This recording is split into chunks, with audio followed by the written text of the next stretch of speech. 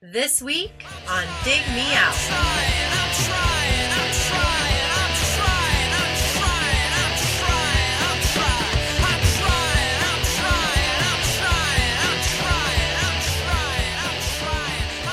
With your hosts, Jason Zia and Tim Minichi. Jay, we're back again with another episode thanks to our Dig Me Out Union on Patreon. Join the union to vote on albums, pick one to discuss with us on the show, get access to bonus episodes, and our private Discord community. Keep the podcast ad-free and make the next episode happen by joining us at digmeoutpodcast.com. Jay, we are back with our old friend from across the country over on the left coast, Mr. Rudy Stoll. Rudy, how are you? Doing good. Good to see you guys. Another year in the books. Another year. It seems Wrapping like him we up. just chatted, but it has been a year. Last year we did a compilation. We did the It Came from Slimy Valley compilation, and I want you to know that every once in a while in my master playlist, Slaughterhouse Second Generation comes up, and I rock out to that, and it makes me think of that episode. So that cracked the playlist that's in my car. But previous to that, apparently it was fairly popular because a couple of guys in those bands told me that they got royalty checks totaling upwards of $1.50 to $2. So apparently been a lot of downloads on Apple. Nice. People might also remember you from what did we do? We did Soundgarden's Bad Motorfinger. We did Rides Nowhere. We did Royal Trucks. That's right. And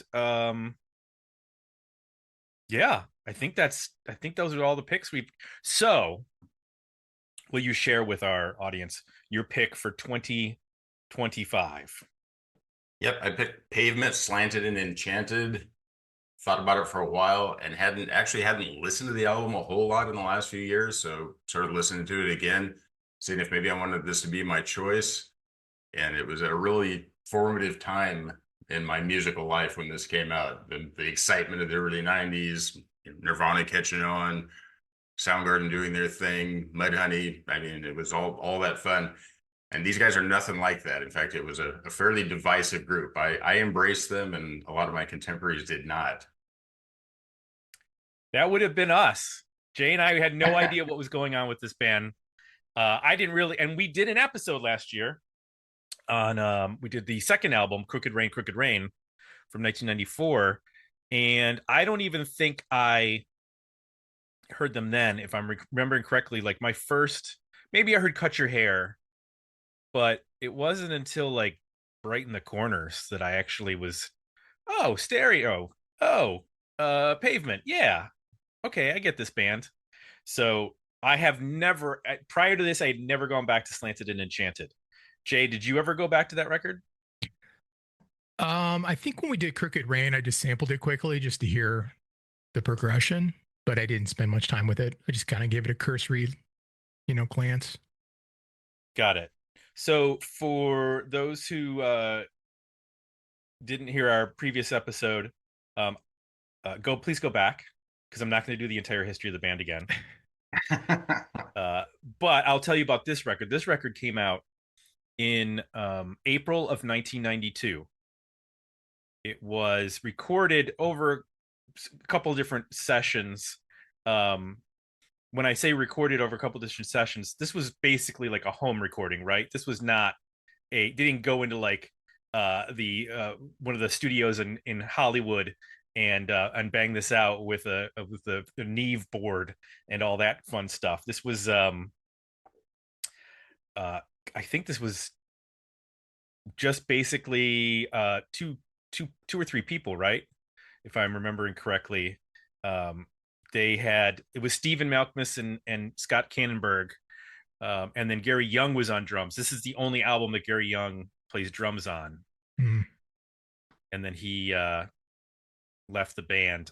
I remember we talked about it in that episode. I don't remember exactly what it was that he left the band for. If Yeah, he was he was an odd fit. Was an older guy. He's about 10 or 12 years older than the rest of the band. It didn't said he even said at the time he didn't get the music, but he was a good drummer.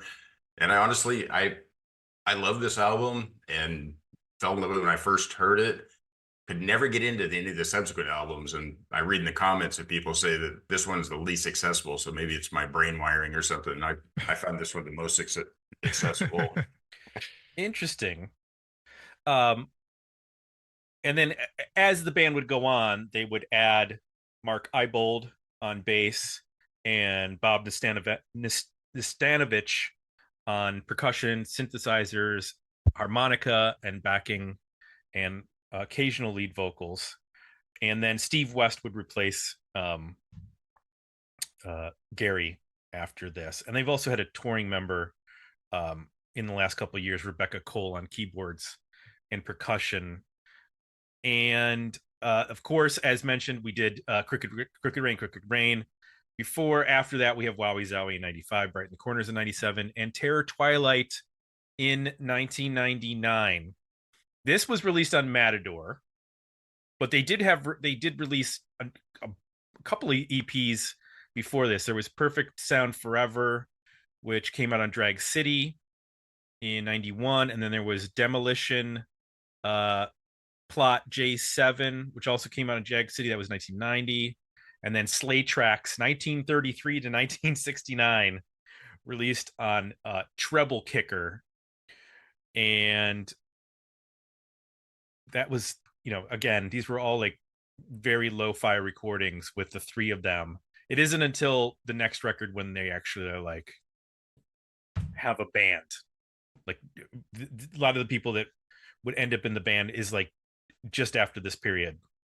So, and this I guess it was also, they did some recording in Brooklyn, but most of it was done in Stockton, California, which is, I believe, where they're from, right? That's where the band, yeah.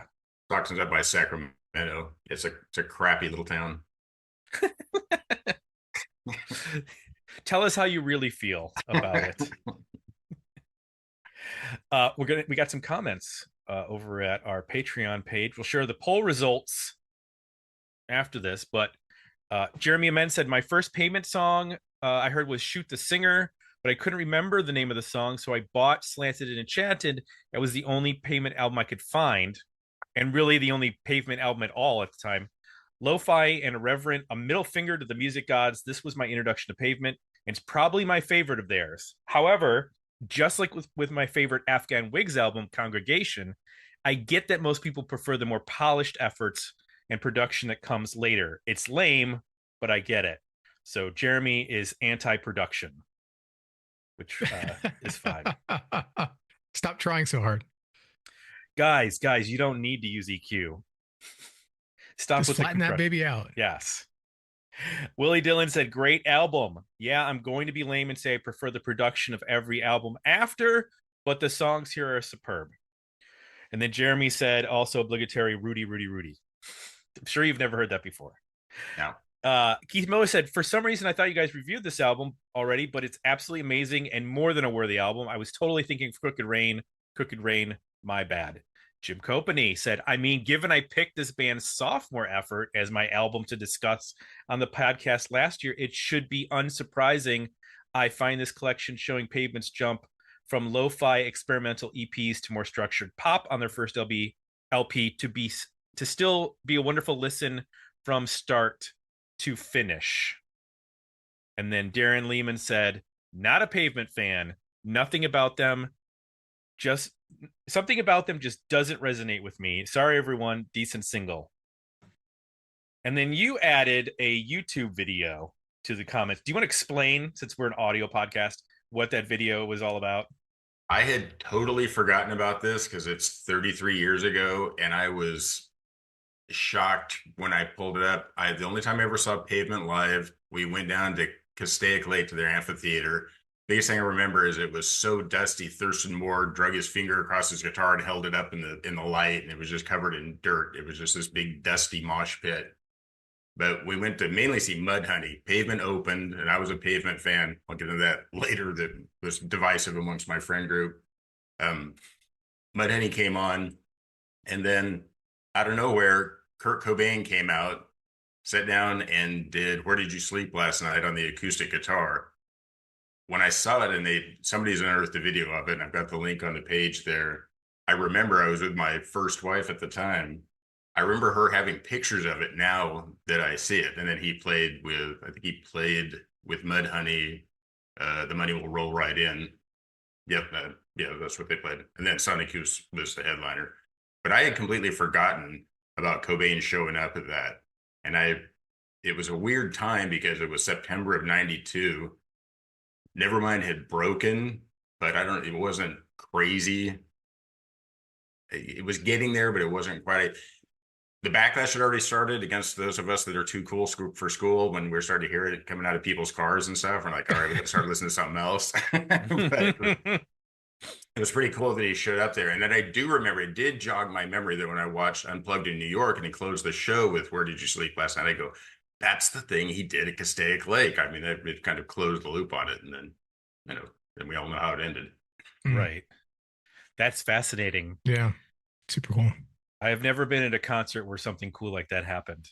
So the thing with and again, the excitement of the scene on the West Coast with all that stuff coming down from the Seattle, and it was not just Seattle, it was all over the place when that new sound started.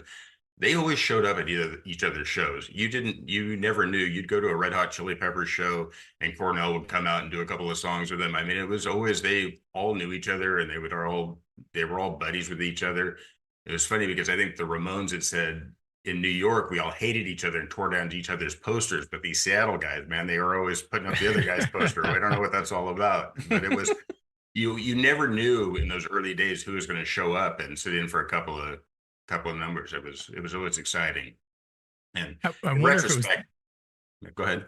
a little bit of distance in that you didn't feel threatened because you weren't exactly in the same city, but then you needed support when you needed a place to stay or a band to play with when you would go to the other city. I wonder if that was part of it. Maybe, I don't know. It just was a more congenial atmosphere, and like I said, there was such an excitement about all of it. It all seemed to just feed on itself.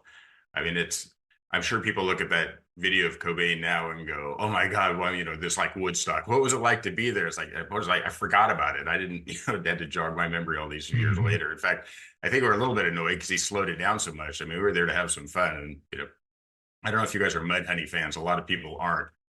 Mudhoney never translated to tape like they played live. If you never saw Mudhoney live, then you could never really get Mudhoney. They were awesome live. And Sonic Youth was kind of semi-royalty back then. They were from the East Coast and they came out. So that was one of their win. It was a great triple bill. I mean, Pavement, Mudhoney, and Sonic Youth out of the Dirty Lake. Classic. Yeah, absolutely. Well, let's get into talking about this record, Slanted and Enchanted by Pavement. Jay, tell me one thing that works for you on this album. Well, I think, going back to this one, I got a little bit more information about what works and what doesn't work in general on this band. So the stuff on here that's working for me and that, as a musician, I can pick up on and, maybe steal ideas or be inspired by is there's a really effective juxtaposition between this rhythm section can be almost methodical sounding, like very, driving and locked together. So the bass and the drums, but then there's this tension, obviously, with the guitars and with a lot of what the vocals are doing, to not be locked up and to be spontaneous. And I imagine a lot of these guitar parts are never played the same way twice. It's very of the moment, and experimental from a guitar standpoint. But I think on the tracks where, the rhythm section is really locked in and kind of just, playing a really solid, and sometimes melodic bass part, it lets these guitars just, and even the vocal just kind of play and figure out, how to create moments, little hooks. So I'm thinking of like Perfume-V or V. I don't know what the right name of that is, but you hear the bass. It's kind of ahead melodically, like the note it's going to play. The note the bass plays is just a little bit ahead of where the guitars are, and then the guitars are a little bit off key too. So it's just a really good example of like this tension you can create of like, oh, we're landing in the note, but the guitars aren't there yet, and now they're there, and like that just keeps happening, and you sort of have this emotional reaction with every chord change because it's creating this tension that then resolves and tension that resolves.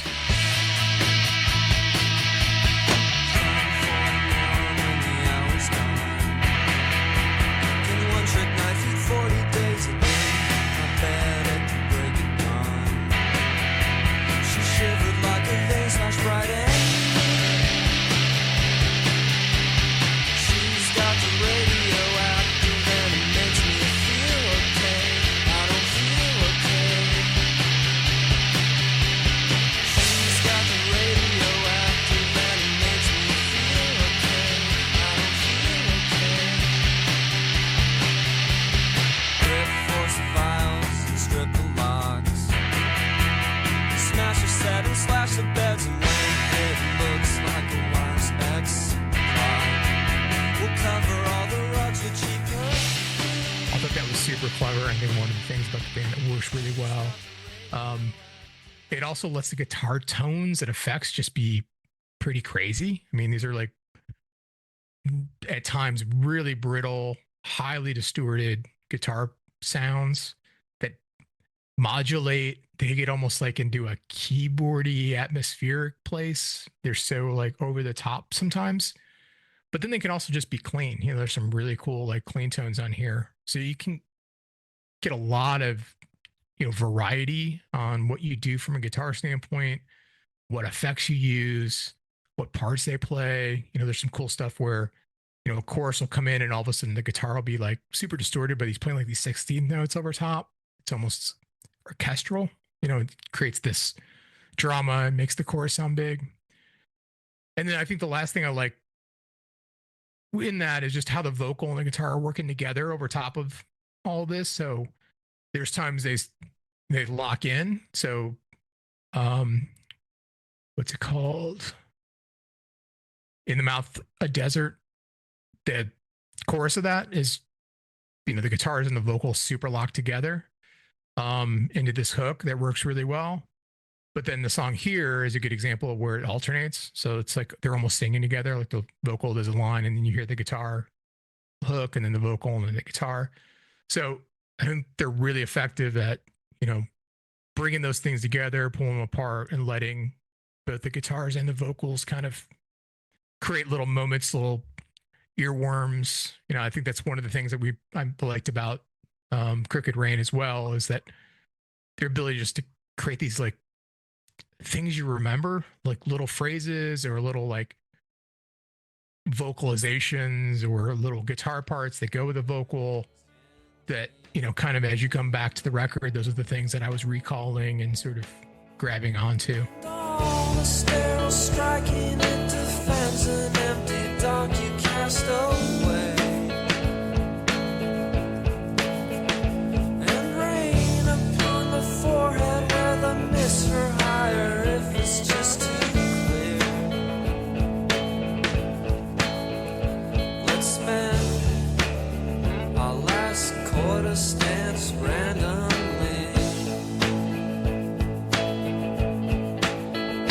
Go down to the outlet once again.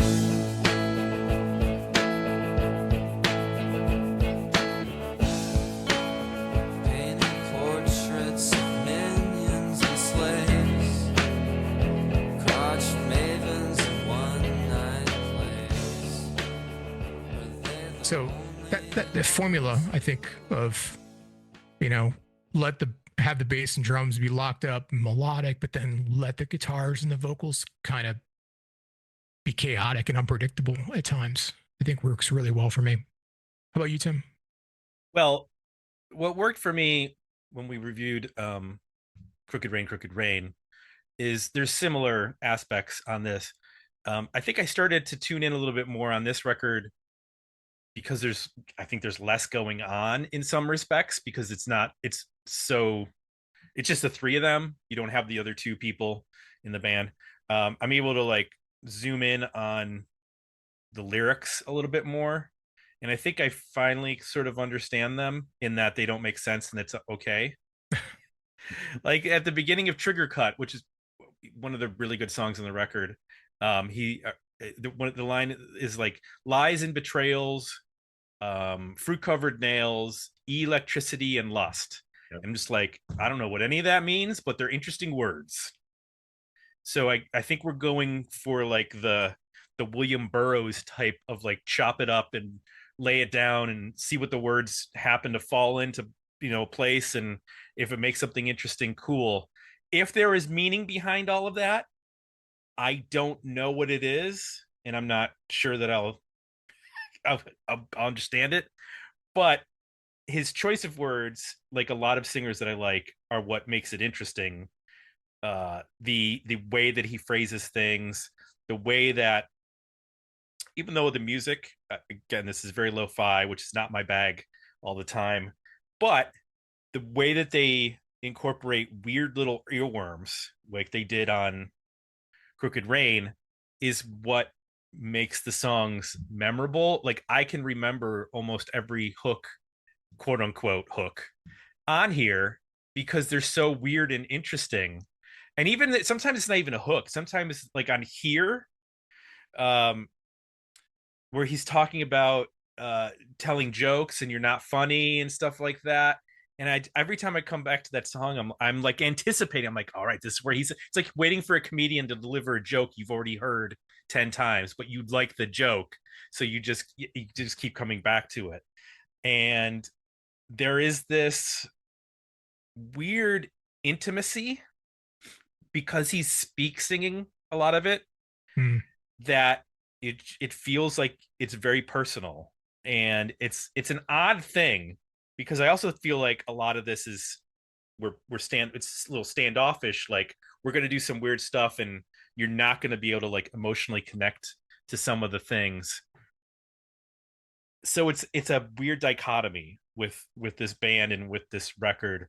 I do like, again, and I know we've talked about lo-fi and I haven't always been positive about it, but I do like, for example, some Guided by Voices and some stuff that we've done on their lo-fi end of their career. I think I appreciated the ingenuity of a lot of what they were doing here. Like there's a lot of songs where I don't think there's actually a bass. They just tuned a guitar down and are like using a low bass E string to get a bass sound. And it kind of works because it gives you a little bit different of a sound, which I think if you really had a real heavy bass tone would sound odd on this. It would kind of break the mix. If the bass was too chunky and heavy, you need a little bit more of a trebly, thinner bass to work with this. Gary Young is all over the place, which is good for this band. I feel like I don't know what I know that they were like messing around with alternate tunings and things on this record, so some things can get a little weird. But Gary Young, man, he just like on Two States, it's like, oh, we're gonna do Rock and Roll Part 2, I guess. Like what is this rhythm?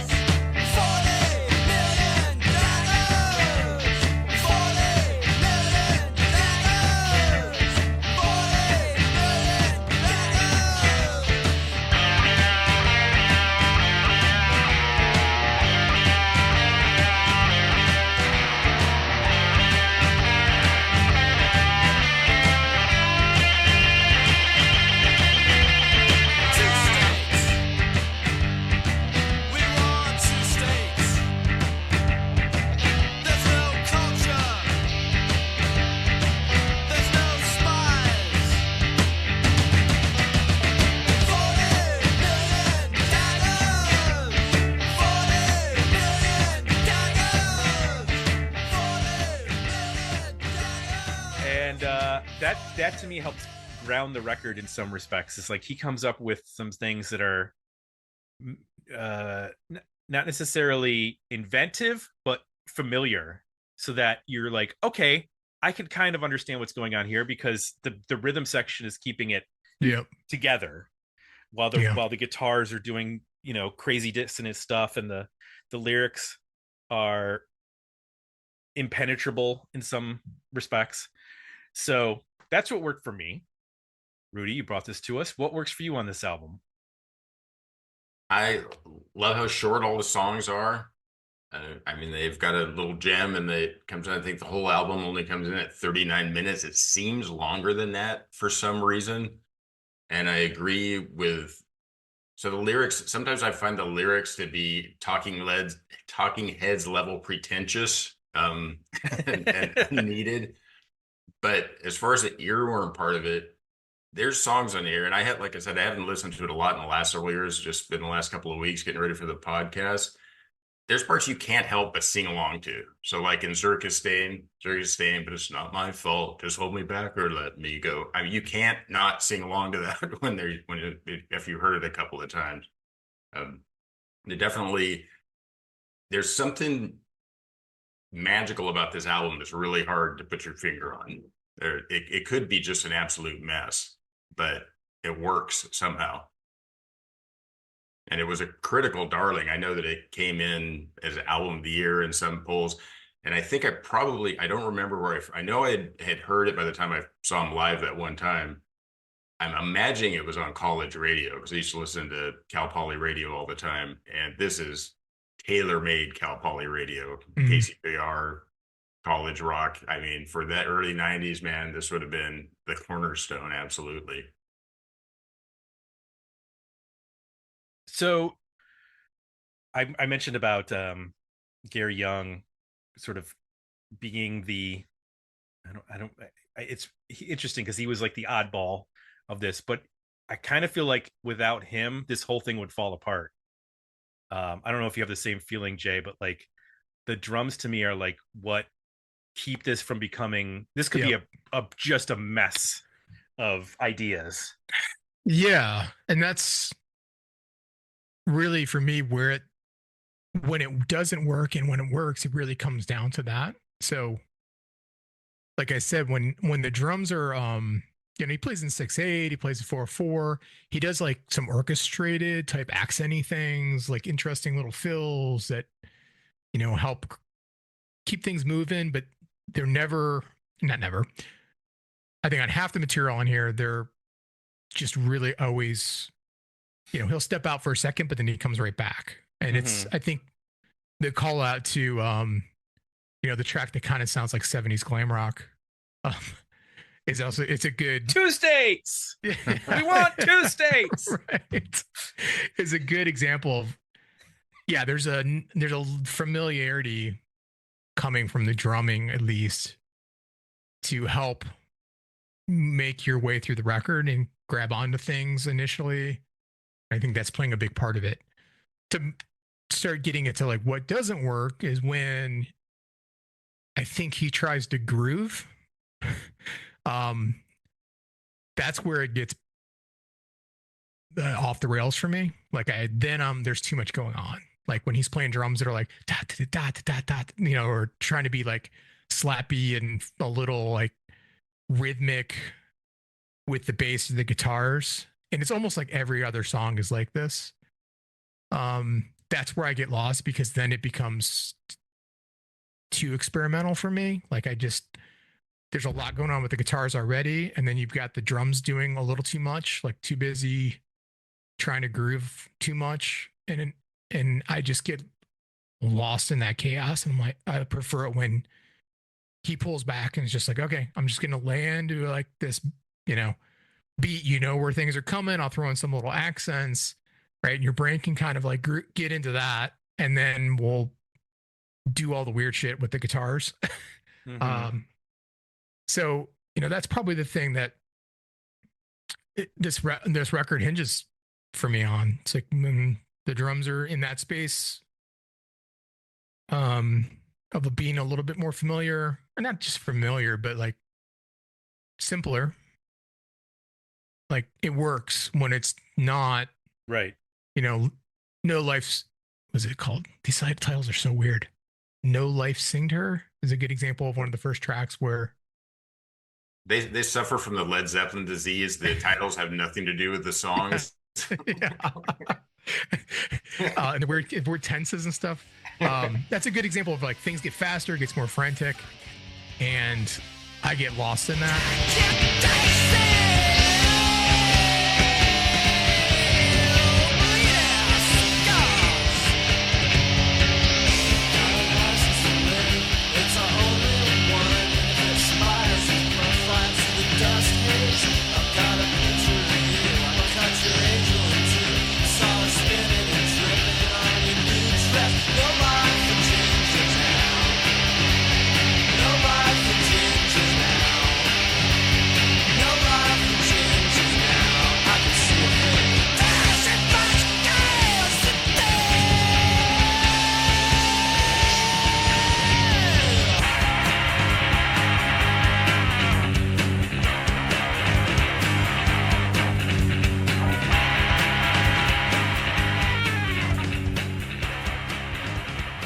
So for me, like in terms of what doesn't work and what works, a lot of it is based in the drums.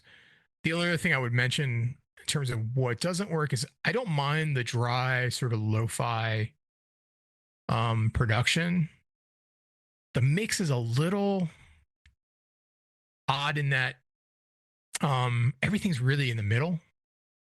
I just, other than the drums, there's like some drum fills and things that you hear on the left and right, but the guitars and the bass are like in the middle and the vocals are in the middle. I just wish there was a little bit more like, hey, let's spread things out just a bit. Maybe that's what with such thin tones, and that's how they're making them sound big, is by having them kind of smushed in the middle of the mix.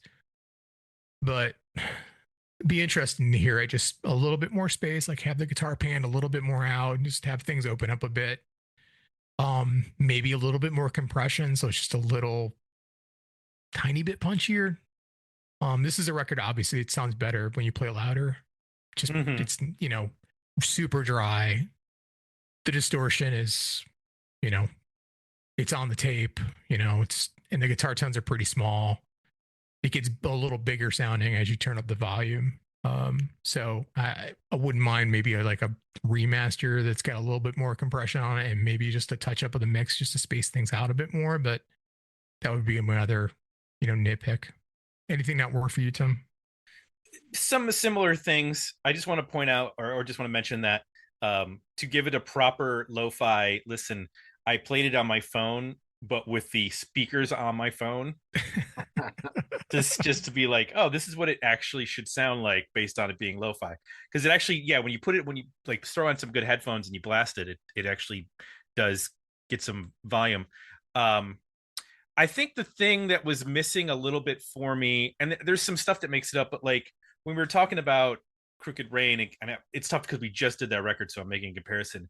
But you had like a song like Range Life, which had this like almost country vibe to it that I kind of missed that, like that sort of laid back aspect. Now there's cool stuff that happens here, like I think because they're in a different time and a different place, you get like Loretta's Scars, which almost has like a shoegaze feel to it. It's got that big noisy guitar, and it kind of has like an early, like not an early, but like a My Bloody Valentine pre-Loveless sound. I think you get that I was going to say that is the hidden gem on this album. Loretta's Scars is by far my favorite song in this album, and it stands up to repeated listenings. I'm glad you picked up on that. Lyrically it's really interesting, and musically I think it's like I said, it's there that little stretch, Zurich is stained, and Loretta, what is it? Zurich is stained, Chelsea's Little Wrist, God only knows what that means, and then Loretta's Scars is my favorite part of the album.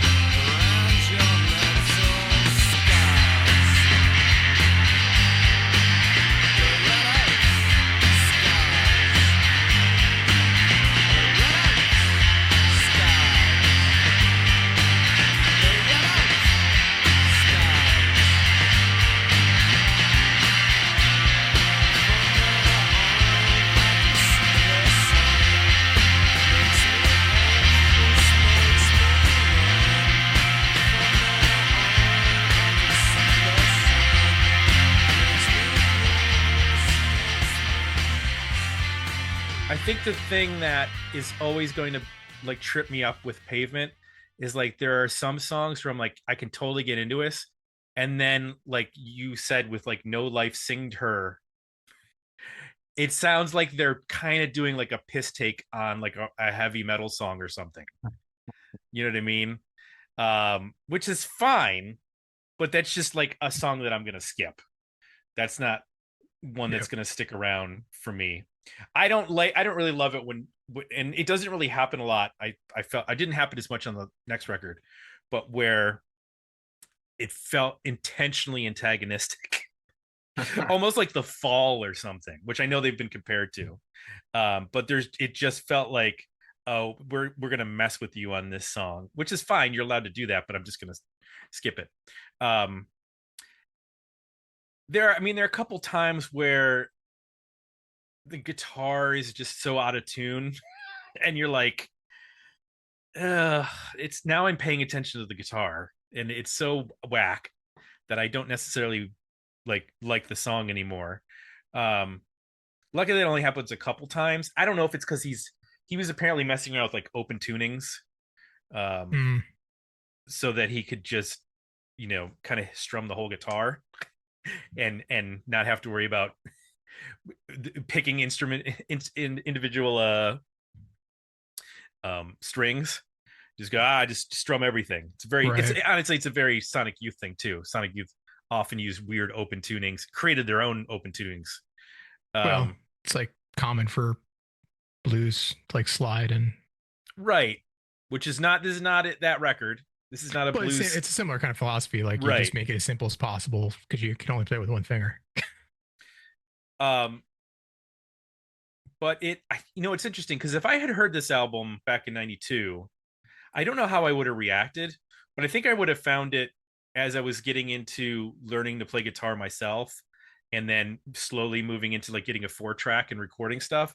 I probably would have found this pretty inspiring, knowing that they basically recorded this on a very small like portastatic recorder with practice amps, and little just like Boss distortion pedals and stuff like nothing crazy, but because they had interesting ideas, because they had Stephen Malcolmus had interesting lyrical ideas and melodic ideas.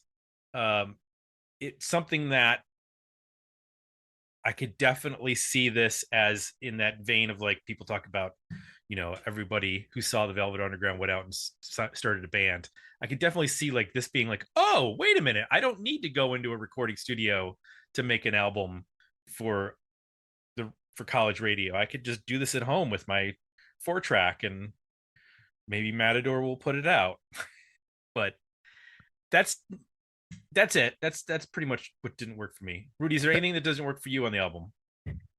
Yeah, there's a few that I skipped through too, for sure. But it's just the economy of the album. Being an aging punk rocker that I am, I think anything over 3.5 minutes is getting too indulgent. I can tell you this is probably the single most divisive band / recording in my group that we were all way into the whole grunge thing early on. We were all aging punk rockers. Vegas is about a 6-hour drive from here, so we would all load up and go in a couple of different vehicles, and we'd stop for gas, and the guys in one of the other cars go, "Hey, you got something to listen to?" And I think we were on cassettes at the time, obviously no Sirius or anything. Right. I said, I got Daydream Nation. I heard it a million times, and never mind. No, what? And I go, Pavement. And I go, oh, I've heard of those guys. So give them to the guys in the car. We get to State Line. They get out and they go, oh, wait, hang on a minute. And they go and get the cassette and they throw it at me and they go, here, take your damn music. Opening State of Mind in the not a good road trip album. Apparently not in that car. That's strange to me. Like, I feel like if you were into Sonic Youth and Nirvana, especially like if you were aware of Nirvana with like regards to Bleach and stuff, before Nevermind, like when you hear like I don't know, so these songs don't sound that far off from in I their didn't think so, but when people didn't like it, and like I said, it wasn't there's probably more of us liked it than didn't. That always just stuck in my mind that they double back. Oh wait, hang on, before we forget, here, take your damn cassette. This is maybe it was just it didn't go along with the drive to Vegas. I guess I think really the things that make this maybe hard to digest for people is that not everybody's used to listening to lo-fi, so that's just a thing. But if you have, I think that Stephen Malkmus as a vocalist is just so different than what you're used to as a rock singer, especially in the United States. Like you just don't get that style of these like speak singing, sardonic, stream of consciousness lyrics that it's just completely, especially for the time. I mean, 1992, this is unlike anything that's happening. And I mean, obviously there were pockets of lo-fi around the country, but this is like one of the first ones that bubbled up to I guess a mid-major label. Matador was never a major label, but they were a mid-major. And yeah, that must just be like the inaccessibility of the some of the uniqueness of the band is probably what turns people off. And it definitely, like, it's still, I still keep them at sort of arm's length. Like I like the stuff, but I'm also like, I kind of wish this was, like just a little compression. Just make something, just make those guitars pop a little bit more or something. Or make the bass, I'm thinking more like make the drums just punchier, that would help a ton. Then it wouldn't be unique. Then it wouldn't be unique. Just a little bit. I'm not saying like, you don't have to Dave Grohl them. Just I want to, how what was one of the guys from Red Cross recorded bass for the White Stripes album back in the day? I want to hear Dave Grohl record drums for this album and see what he can come up with. That would be awful, to be honest. I do want to mention this did chart, not in the United States, but it made it to number 72 in the UK and number 178 in the 200 chart in Australia. So Australia and the UK were on board with this before the United States, which is, I guess, a tad bit surprising. The next album, Crooked Rain, that did make it to 164 in the US. And it did better. I mean, in the UK, that went to 15, and in Australia, went to 86. So they developed, that's odd. They developed a kind of a following overseas in terms of album sales before the United States, which I guess I never thought about that. Yeah, especially at the time, pre-internet and everything. That is really odd. I mean, of course, I think the same thing happened to Jimi Hendrix, but True. All right. This album, we don't have to discuss, like, this album sits in the pantheon for many people as one of the best albums of the 1990s, one of the greatest, indie albums of all time, that kind of stuff. So I need to get into all of what we would do if this album was not successful.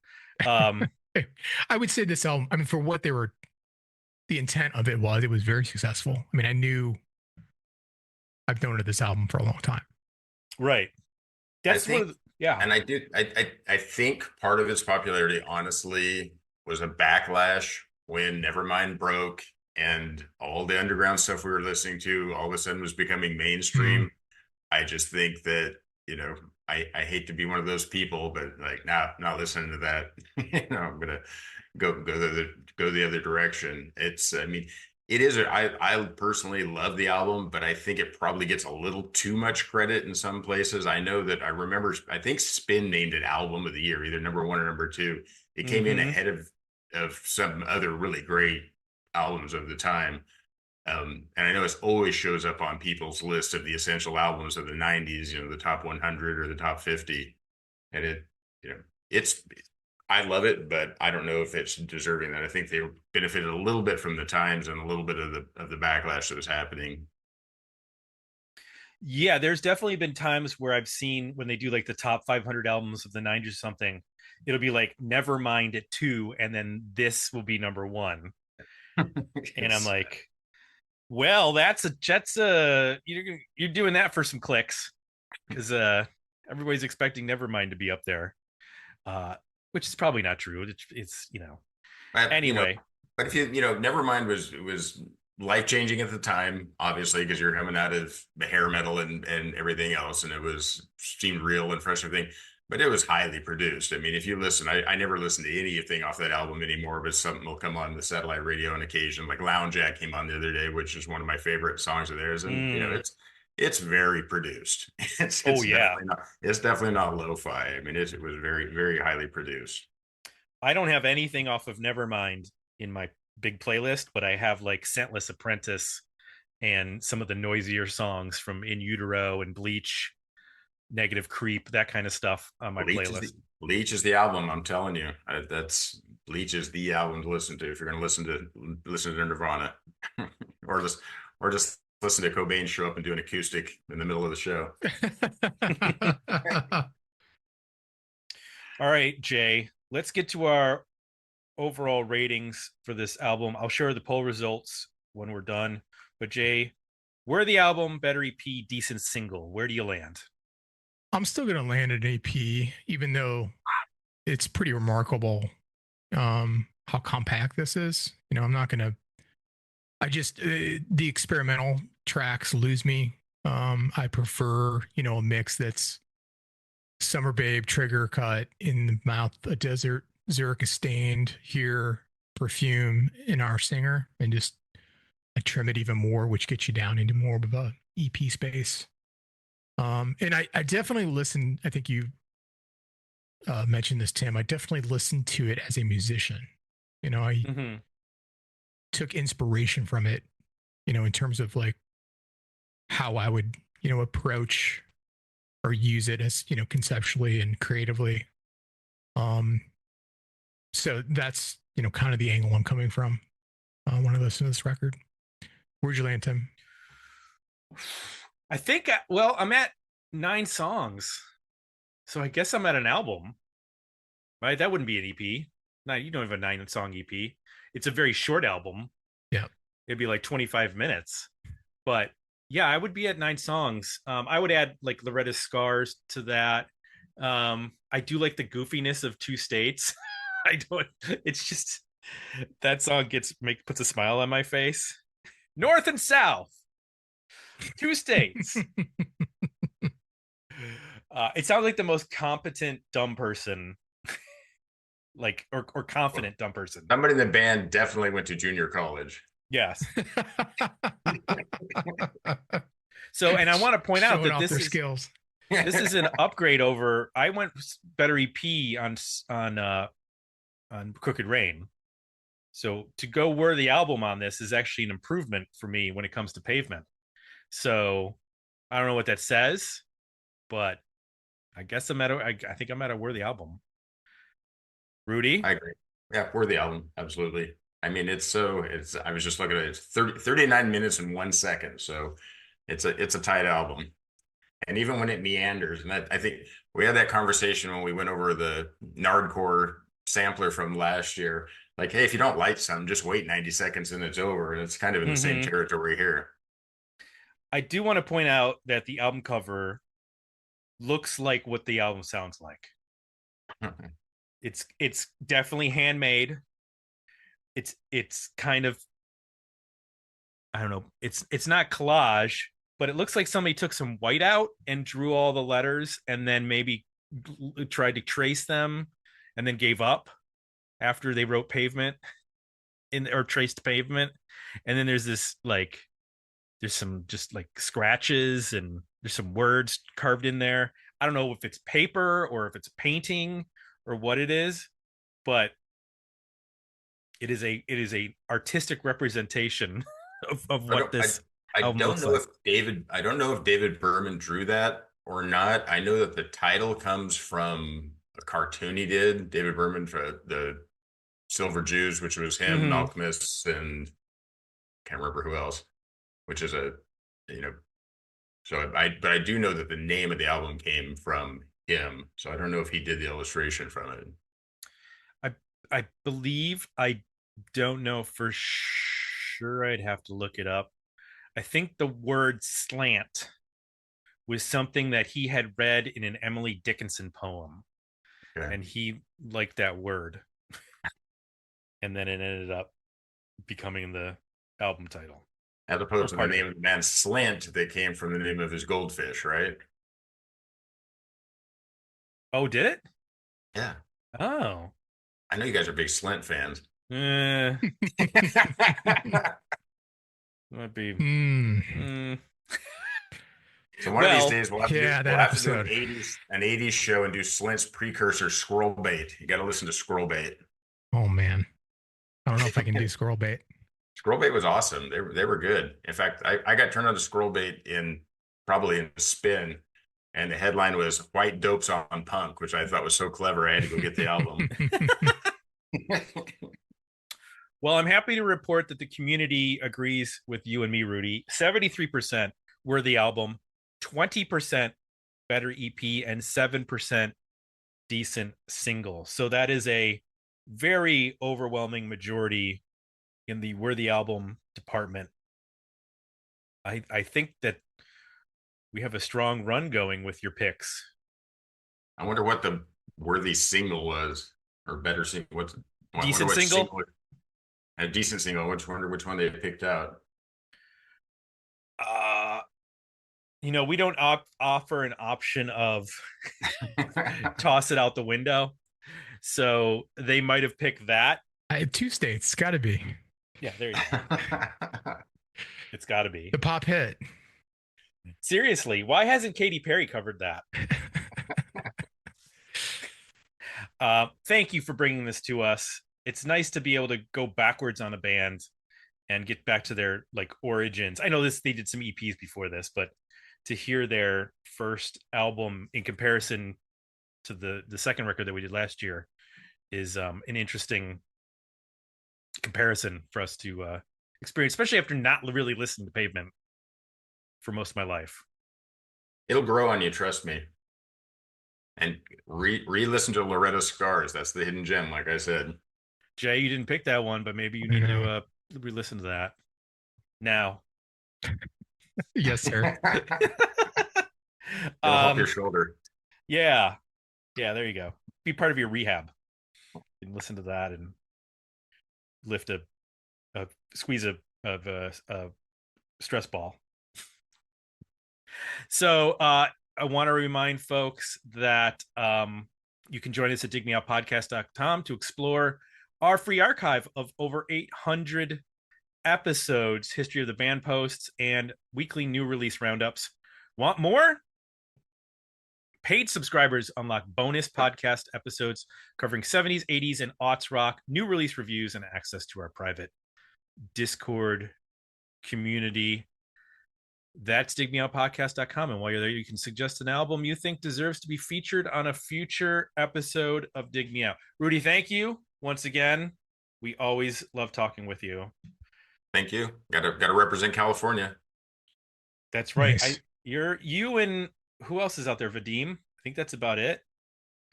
Those are the only Cali. Have you picked all California bands? No, Soundgarden. Okay. Well, it's West Coast. West Coast. Where are Royal Trucks from? I don't even know. The Royal Trucks are from Hades. Hell? Okay. You think what? I think Neil Haggerty. I think they're East Coast. Anyway. Oh, okay. Yeah. Well, that theory's blown. Sorry. For Jay, I'm Tim. We're out. We'll be back next week with another episode of Dig Me Out. But if I learn how I'll be coming